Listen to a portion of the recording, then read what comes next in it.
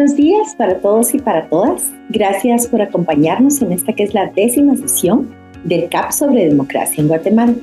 Hoy vamos a abordar un tema por demás importante cuando analizamos los riesgos y los desafíos para una democracia, el fenómeno de la desinformación. Para hacerlo nos acompaña esta mañana el sociólogo y periodista Gustavo Bergantz, quien además dirige la Asociación Dosis. Gustavo, muy buenos días, bienvenidos a los ciclos de actualización para periodistas CAP y muchas gracias por su tiempo y disponibilidad. Te escuchamos. Buenos días, estimados colegas. El plan que yo tengo para esta sesión es el siguiente. En la primera parte quisiera que platicáramos un poco para entender muy bien cuáles son las posibles causas del deterioro democrático de Guatemala. Y entender también cómo esto se da dentro de un contexto regional. Y en la segunda parte quisiera que abordemos el tema de la desinformación y su efecto sobre la democracia, y en tercer lugar el intercambio de comentarios. Es decir, estoy haciendo esa separación porque en el análisis del deterioro democrático es bueno que tomemos en consideración que la desinformación es una entre muchas variables y no necesariamente es la variable que decide toda esta ecuación de ruina de la democracia en Guatemala. Entonces, para que miremos algunos de esos factores que son importantes. Entonces, comencemos. Digamos, en primer lugar, lo que nosotros vemos en esta primera parte es, en primer lugar, que estamos hablando de un desempeño económico. Los grandes problemas de la democracia son, en primer lugar, deterioro democrático, una fuga de población, una cultura de corrupción, un desempeño económico mediocre, un aumento de organizaciones delictivas transnacionales y locales, y lo que se le ha dado en llamar un tribalismo político. En este tema de lo que habla del deterioro de la democracia, lo que vemos es, en primer lugar, una gran fragmentación política y una gran debilidad del Ejecutivo. Ustedes han visto que en las últimas elecciones, en realidad, toda esta idea del voto cruzado, que se miraba como una ideal para no darle el poder total a los partidos que gobernaban, pues ha contribuido en gran parte a esta fragmentación política con mini bancadas en el Congreso. Y además lo que vemos también es una gran proliferación de partidos políticos. Luego vemos también un desencanto con la democracia debido a la ineficacia de los gobiernos, que ese es un tema que ya se comenzaba a hablar en el siglo pasado, en las décadas de los 90, de los 80, con grandes investigadores de la democracia como Guillermo O'Donnell o Juan José Lins, que hablaban de que en la medida en que los gobiernos no fueran eficaces para resolver los problemas de las poblaciones, no iban a ser solamente los gobiernos los que iban a cargar con la culpa del deterioro del deterioro social, sino que también iba a ser la idea que se tenía del sistema. También en los últimos años hemos visto una proliferación del populismo, es decir, la promesa de candidatos que de situarse más allá de todas las ideologías, lo que hace es que al final resulten gobiernos que buscan más el efectismo más que otra cosa. También hemos visto instauración de autocracias en países vecinos. El caso más reciente es el de nuestro paisito de aquí al lado, El Salvador, en donde lo que vemos es que está evolucionando ese gobierno hasta probablemente se va a convertir en un gobierno en donde ni siquiera guarde las formas democráticas. Vemos también una indiferencia ante los derechos humanos, ante el respeto a los derechos humanos. Es decir, y lo vamos a ver más adelante en estadísticas, que la gente prefiere las soluciones de fuerza a las soluciones que están contenidas en los instrumentos legales que nos gobiernan. Y tenemos un deterioro de la esfera pública que se traduce, ustedes no me dejarán mentir, en ataques a la prensa, ¿no? Es decir, todavía vimos esta semana la reversión del fallo en el que le daba libertad a José Rubén Zamora en uno de los casos de los que los persiguen.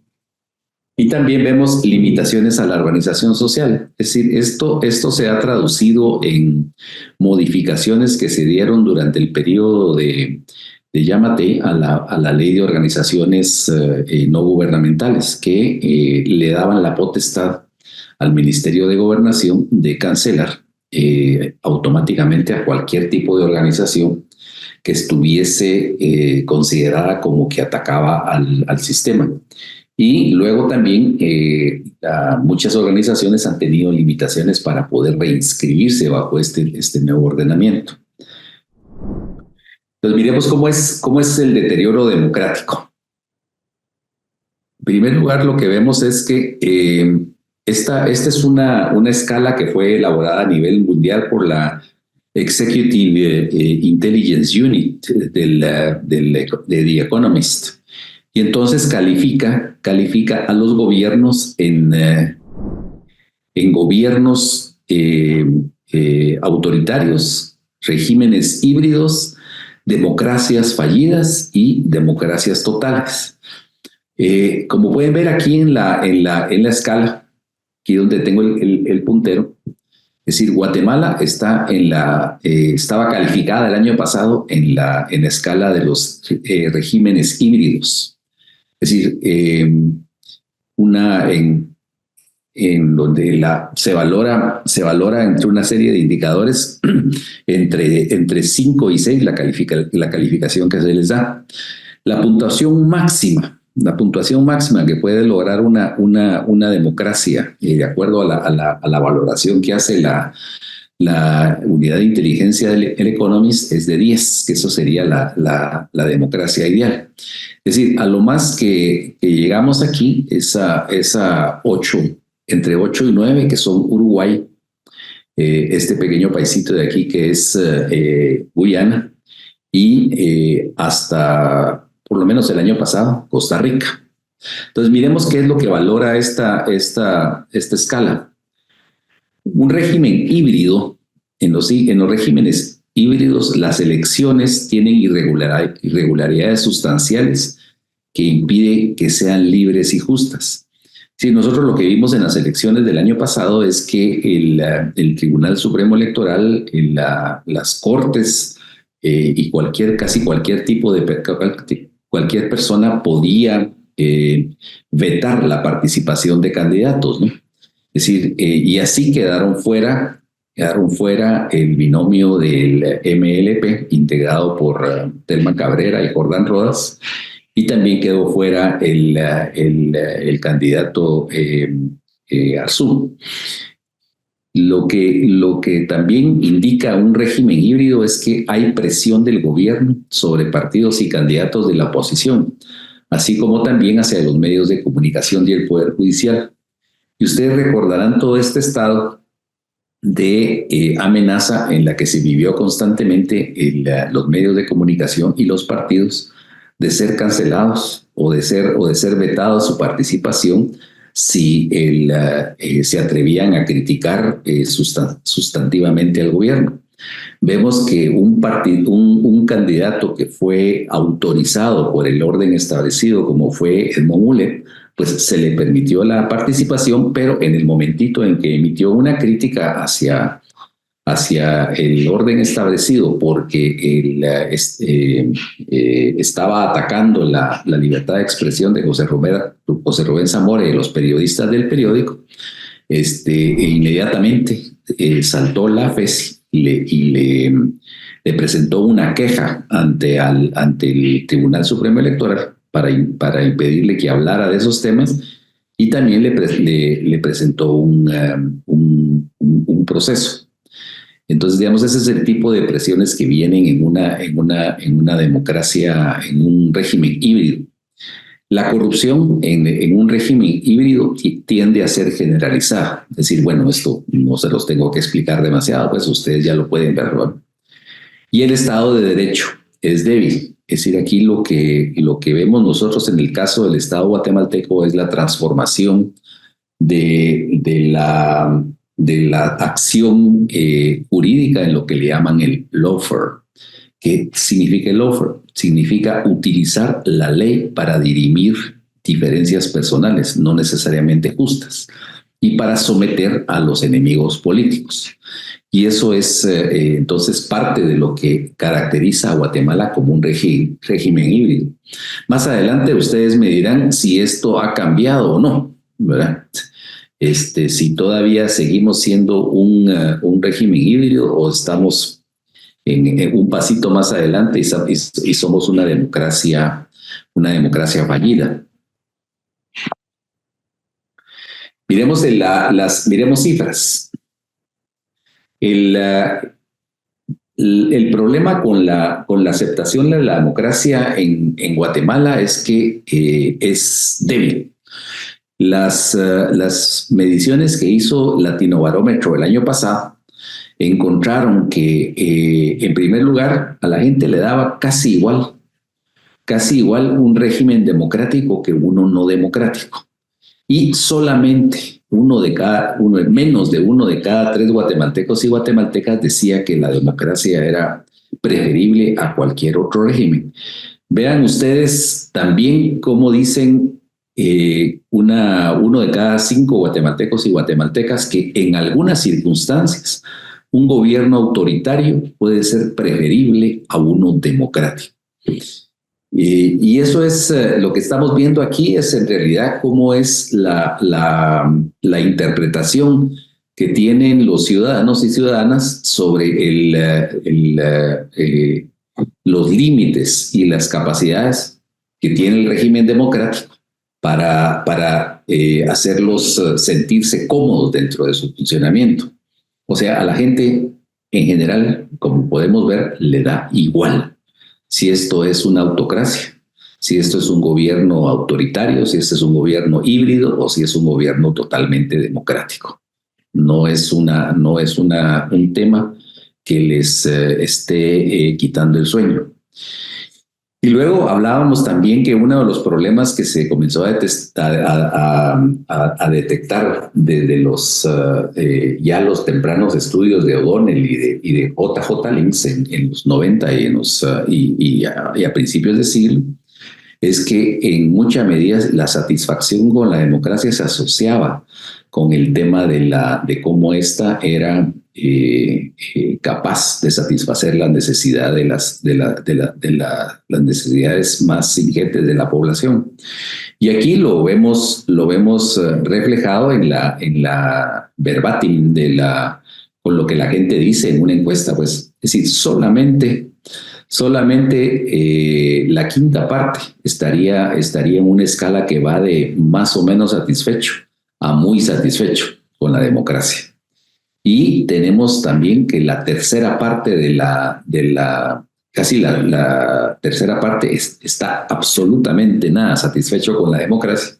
Y 4 de cada 10 no están tan satisfechos, ¿verdad? Entonces, digamos, esos valores que nos muestran estas encuestas de cultura democrática son muy interesantes para entender qué es lo que está pasando al interior de la sociedad con respecto a la democracia e ir entendiendo cómo algunas iniciativas que vienen de grupos no democráticos pueden o no calar dentro del imaginario de las personas. Entonces, y esto nos lleva al tema de la libertad de expresión. Es decir, la libertad de expresión, lamentablemente, no es un tema en Guatemala que sea fundamental para la vida de los guatemaltecos, ¿verdad? Porque si hay información falsa, a la gente no le importaría que establecer controles con tal de que no le estén tirando desinformación. Es decir, 7 de cada 10 guatemaltecos dicen que hay que controlar la información de la publicación de información falsa, aunque esto limite la libertad de expresión, que es toda esta área roja que ven ustedes en el pie que les estoy mostrando. Y apenas 1 de cada 4 dice que se debe garantizar la libertad de expresión sin importar que circule información falsa. Eso sería como el pensamiento liberal democrático, que solo lo tiene 1 de cada 4 guatemaltecos. En cuanto al mediocre desempeño económico, este es un país en el que las estructuras, la manera como está organizada la economía, no permite que vaya más allá de 3.5% promedio en los últimos 10 años. Miren ustedes cómo ha sido el crecimiento desde el 2014 hasta el 2023, señor, según cifras del Banco Mundial. Y solamente en el año 2021 tuvimos un repunte que podría ser equiparado a lo que creció China en su tiempo para llegar a ser lo que es y a lo que está creciendo ahora la India. 8% anual de PIB, pero esto fue porque el año anterior, el año de la pandemia, pues prácticamente el país se cerró y casi cualquier pasito adelante que se diera se iba a notar en el crecimiento económico, ¿no? Con respecto a lo negativo que fue para los guatemaltecos ese parón del COVID. Es decir, entonces lo que tenemos es que no solamente tenemos un desaliento con respecto a la idea de la democracia, entonces solamente tenemos una propensión a preferir que se acalle el libre flujo de información con tal de que no nos den desinformación, sino que además, lamentablemente, tal y como está estructurado el sistema de gobierno, dado en el voto democrático, es que no satisface las necesidades de los guatemaltecos. Es decir, nosotros tenemos un crecimiento, una tasa demográfica de crecimiento que ronda ya en el 1,75-2, y con un 3.5% de crecimiento anual, simple y sencillamente no salimos de la pobreza. Es decir, este país se ha sostenido gracias al envío de remesas que mandan los connacionales desde Estados Unidos y que ya constituye casi el 20-21% del crecimiento económico. Tenemos también en esta trampa en la que estamos como país, lo que vemos es que hay falta de oportunidades, hay pobreza y desigualdad. Es decir, la pobreza no logramos sacar a las mayorías de la pobreza.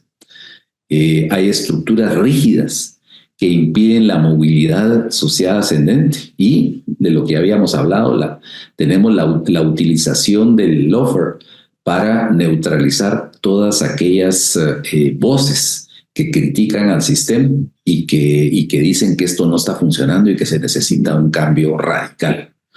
La solución ha sido para mucha gente migrar, ¿no? Pero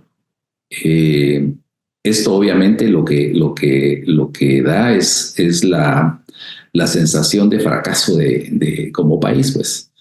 Miren ustedes estos datos de la US Customs and Border Protection de enero de 2024 en la frontera sureste de Estados Unidos.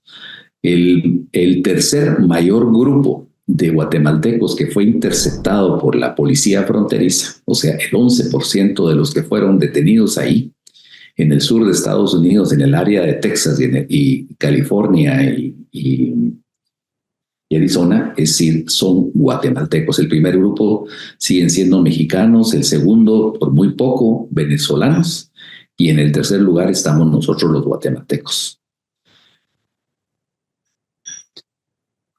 Además de eso, tenemos presencia de organizaciones delictivas transnacionales y locales. Es decir, las maras siguen siendo, a pesar de hay que reconocer los esfuerzos a este gobierno que está haciendo para para tratar de controlar las extorsiones. Sin embargo, las maras siguen siendo una fuente primordial de extorsión, de inseguridad e impiden realmente también el avance de personas de clase media y de media baja o incluso popular que tienen sus negocios y que desean salir por la vía del trabajo. Pues lamentablemente las maras con las extorsiones lo que hacen es que limitan esas posibilidades de ascenso económico y de movilidad social. Entonces, la única salida que va quedando para mucha gente es sumarse al narcotráfico, ¿no? Que cada vez es más común para los guatemaltecos ver este tipo de imágenes en donde los narcos hacen gran despliegue de armamento y de todo su poderío en desfiles hípicos, incluso cercanos a la capital, ¿verdad? Sí, lo que muestra es que extensas áreas están siendo controladas por el narcotráfico, ¿verdad?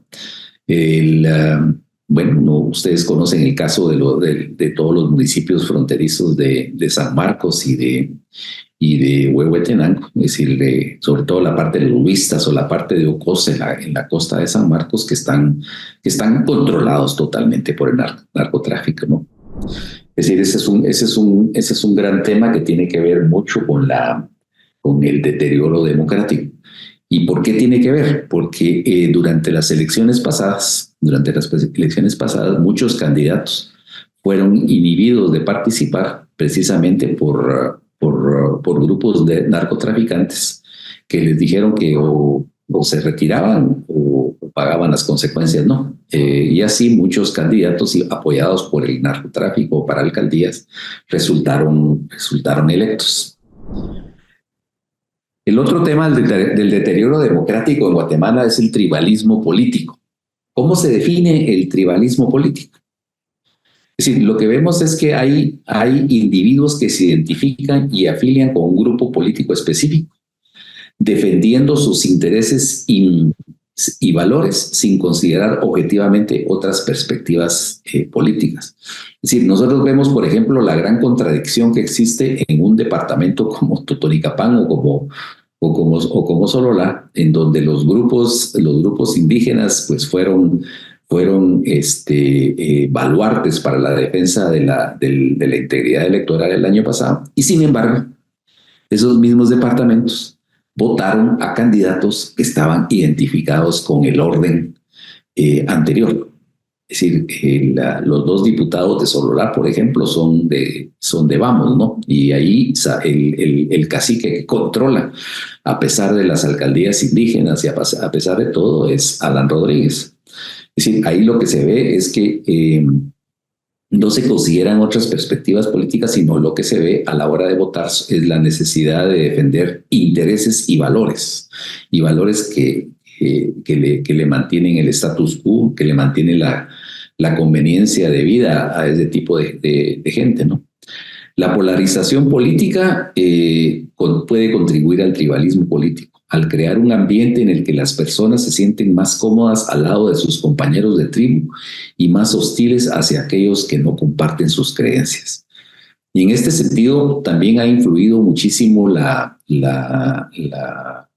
consolidación del neopentecostalismo como religión nueva en varios municipios, ¿no?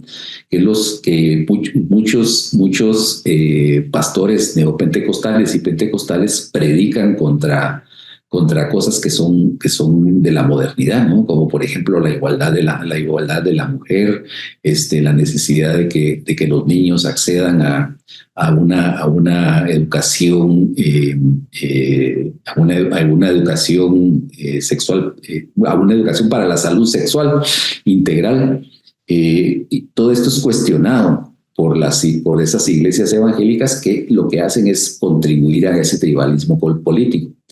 Y en ese contexto, lo grave es que ya no estamos viendo que en la política quienes compiten por un puesto de elección público son vistos como adversarios que tienen una visión distinta, ideológica, una plataforma programática diferente, sino son vistos como el enemigo a batir, ¿no? que esa es una de las características que Steven Siblak identifica en cómo mueren las democracias. Ese estudio genial que hizo sobre el impacto de Trump en las elecciones de 2018, de 2019 en Estados Unidos. Y todo esto lo que estamos viendo es que impacta la comunicación. Es decir, estamos viendo una sociedad que se está disgregando, estamos viendo una sociedad que se está agrupando en tribus políticas, estamos viendo una sociedad que tiene que no encuentra satisfacción en el Estado, y también es una sociedad que a la que la tecnología le está dando opciones que antes no tenía por medio del acceso a terminales de Internet portátiles.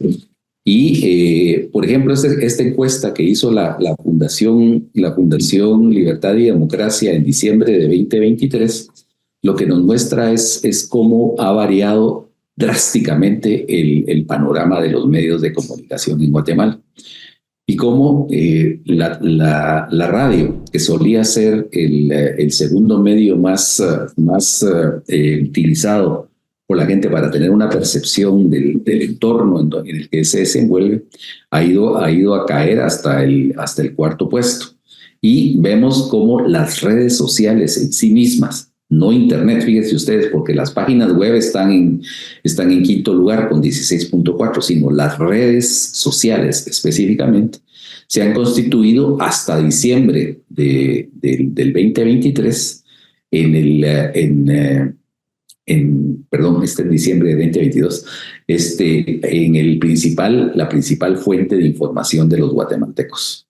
Es decir, y en ese año que ha transcurrido, probablemente el crecimiento sea muchísimo mayor.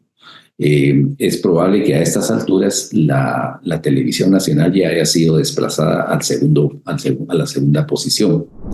Entonces, ¿qué es lo que estamos viviendo? Aparte de la descomposición democrática, el descrédito de la democracia, estamos viviendo una realidad política límite en un proceso de acelerada transformación comunicacional. Aquí ya, como decía Baudrillard, ya la hiperrealidad, o sea, digamos, la construcción que hacían los medios antes de la realidad social, ya reemplaza a la realidad real. Es decir, ya lo que estamos viviendo no es un contacto con lo tangible, sino con lo que nosotros imaginamos que es lo real. Eso es el gran cambio. Y digamos, esto pues volviendo al tema de las redes sociales, ahí vemos también que esa creación de hiperrealidad, en muchos sentidos se debe también a la utilización intensiva que tienen los guatemaltecos y el mundo de redes sociales, ¿no? Por ejemplo, miren ustedes estos datos que conseguí en Data Reportal. A finales de enero de 2024 había 9.11 millones de identidades de usuarios. Ojo, no usuarios, identidades de usuarios, porque ustedes saben que cada persona puede crear varios usuarios en X o en Instagram o en Facebook y esconder su identidad debajo de varias máscaras, ¿no? Pues hay 9.11 identidades de usuarios registrados en todas las redes sociales.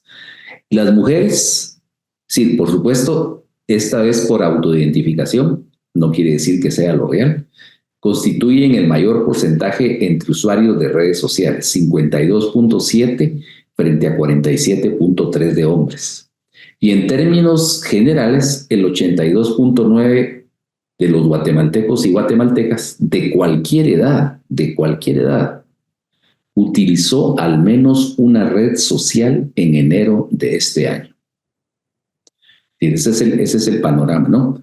Es decir, en este momentito podríamos decir que solamente el 17.1% de los guatemaltecos, menos de 1 de cada 5, ha tenido algún contacto con las redes sociales. Es decir, las redes sociales ya es un tema que no es desconocido para acá, prácticamente nadie en Guatemala.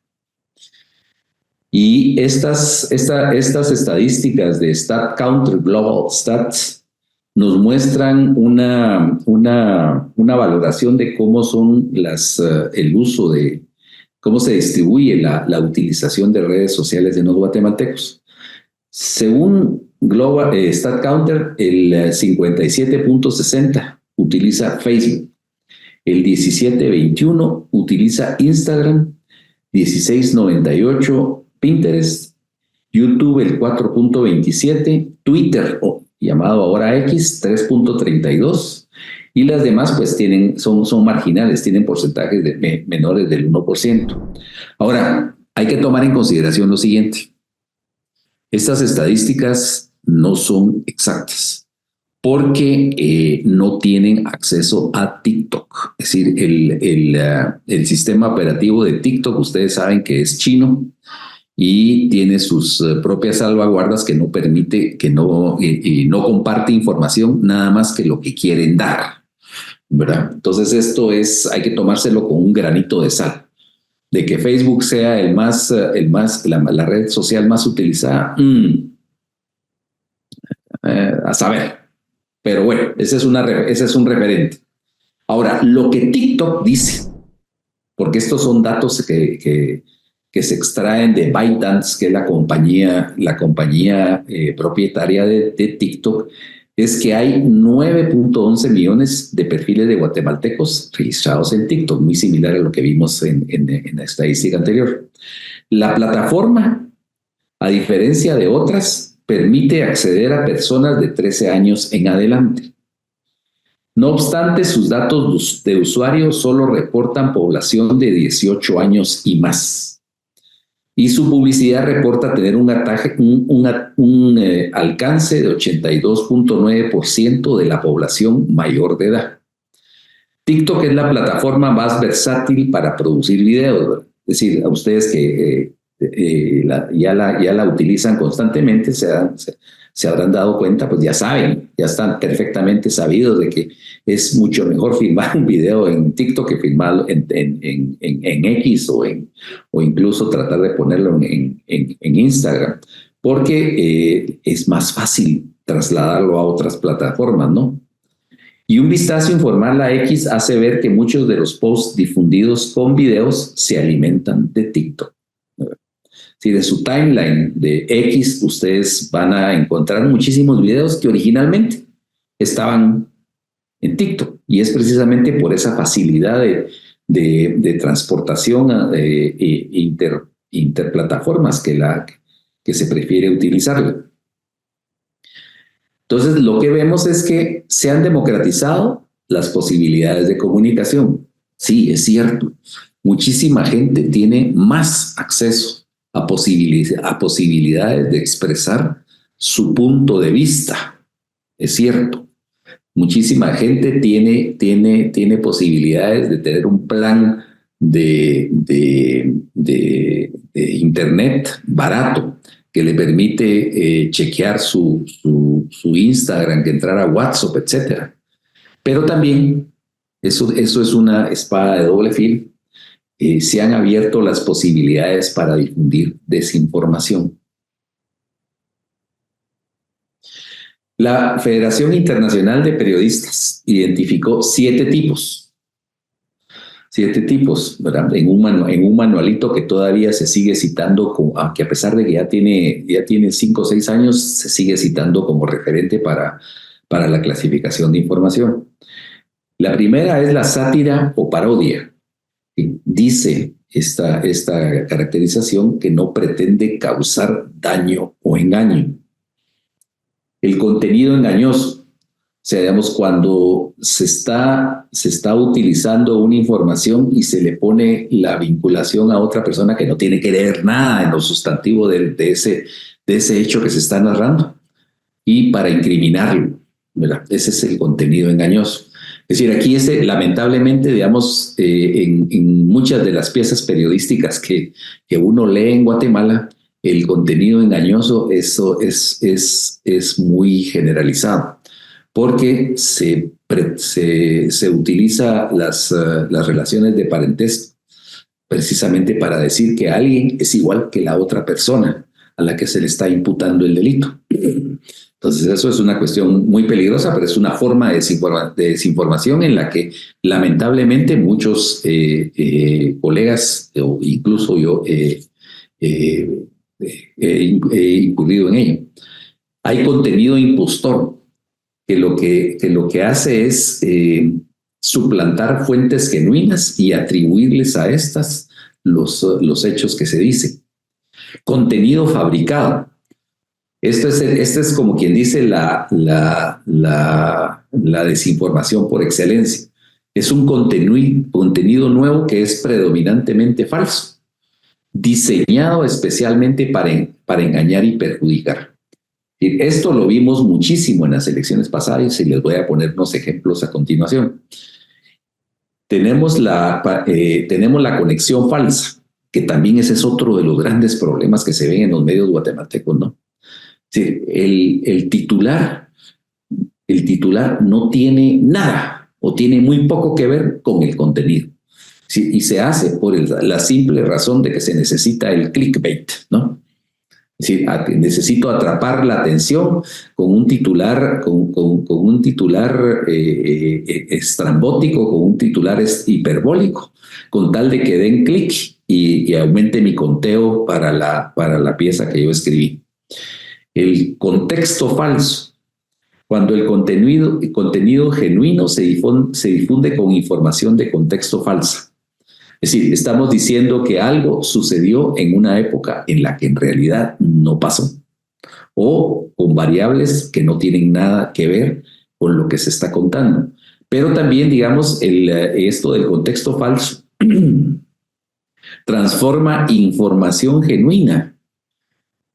Por ejemplo, una noticia que se difundió en 2020 se vuelve a reciclar en el 2024, como que si hubiera sucedido en este momento. Es decir, eso es otra forma de desinformación, ¿no? Contenido manipulado, información o imágenes genuinas se manipulan para engañar. Eso también es una forma que está siendo muy utilizada en la actualidad. Ahora bien, hablamos de las redes públicas. Sin embargo, un estudio de la POP en 2020, lo que decía en esa encuesta sobre el barómetro de las Américas, sobre cómo la gente utilizaba la información, es que la mayoría de personas tienden a creer mucho más lo que se difunde en redes privadas que lo que se difunde en redes públicas. ¿Y esto por qué? Porque en general esta desinformación nos la transmite a nuestro teléfono celular o a nuestro correo gente que es de confianza nuestra.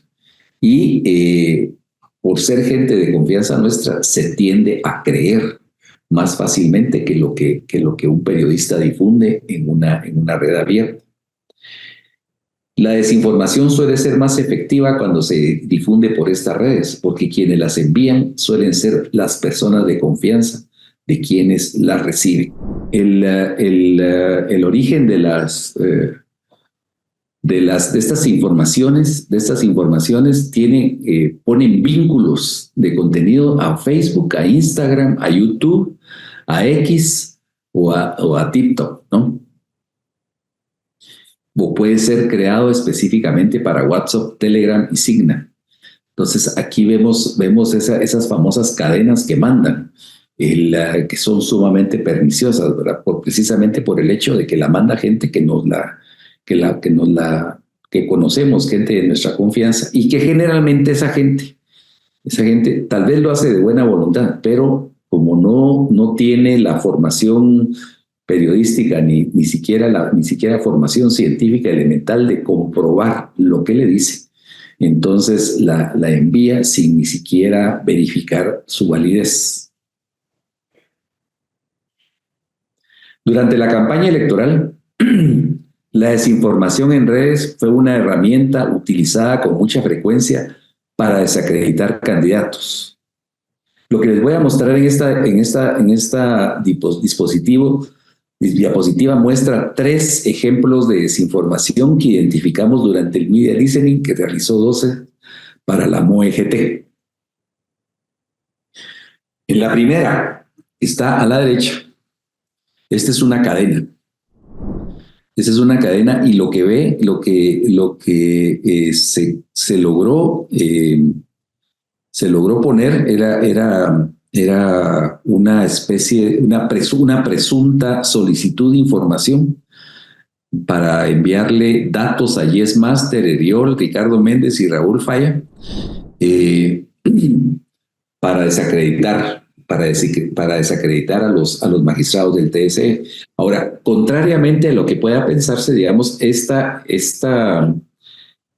cadena no pretendía atacar al sistema, sino que eran los defensores del sistema que utilizaban las herramientas de la desinformación por medio de las redes privadas para desprestigiar a quienes ya conocemos que son, por excelencia, desinformadores y antisistema, como Yes Master, Eriol, etcétera, ¿no?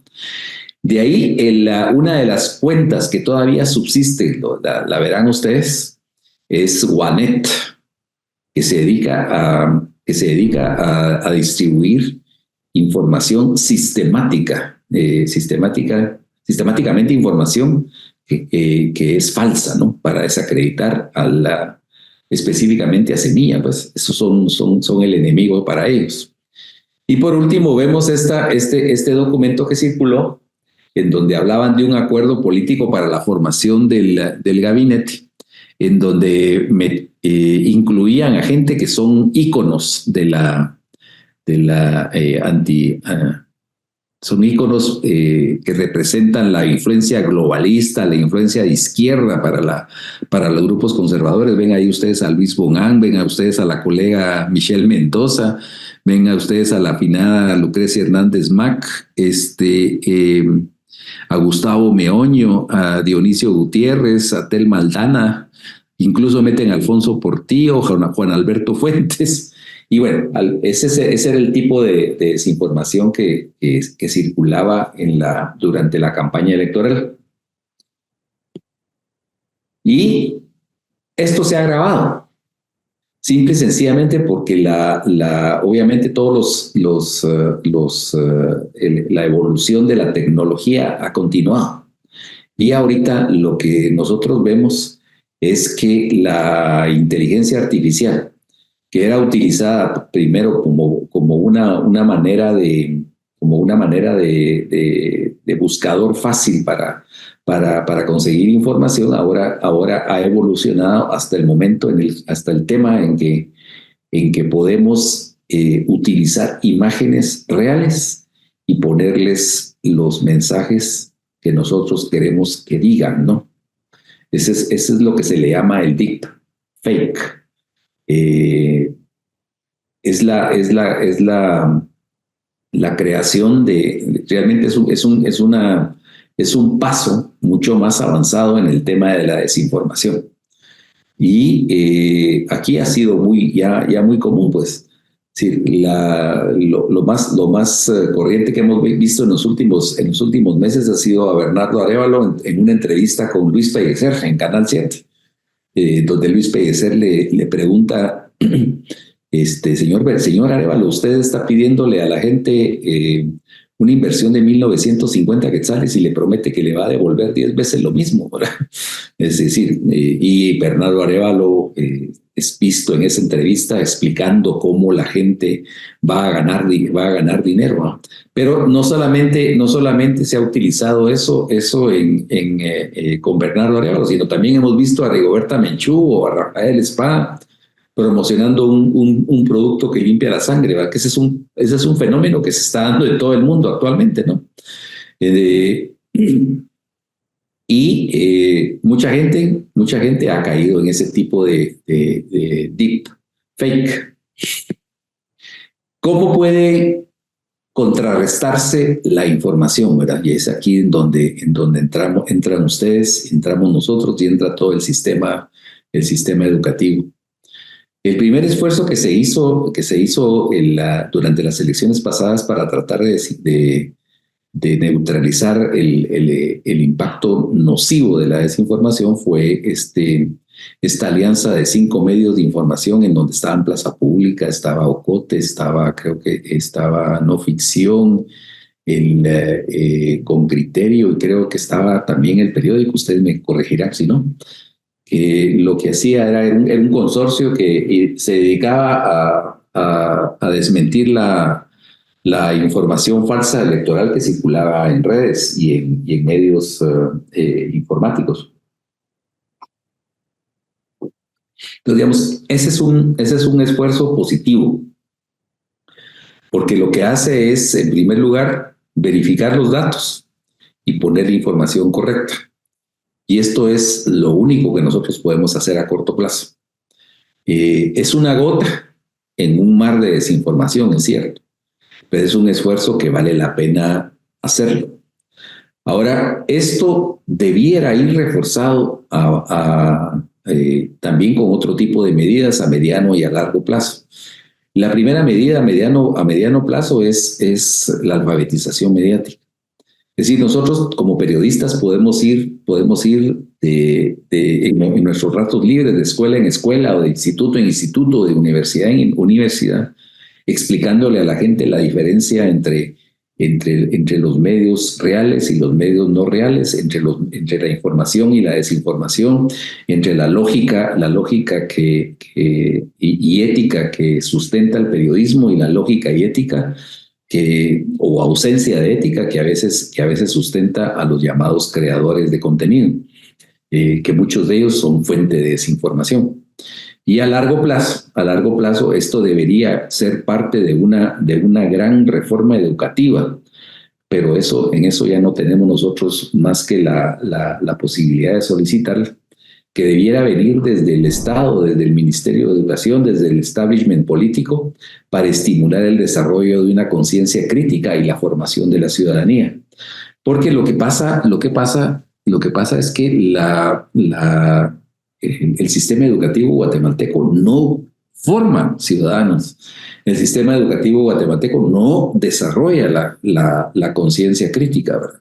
Entonces, eso es algo en lo que también tiene un impacto nefasto en el tema de la democracia. Pues, es decir, ¿cómo podemos pretender que una democracia funcione si la gente no tiene la menor idea de cuáles son sus derechos ni de cuáles son sus obligaciones como parte de esa comunidad política llamada Guatemala? Entonces, este es algo que nosotros debiéramos exigir constantemente y que debiera estar en agenda de los legisladores y en agenda de del Ministerio de Educación.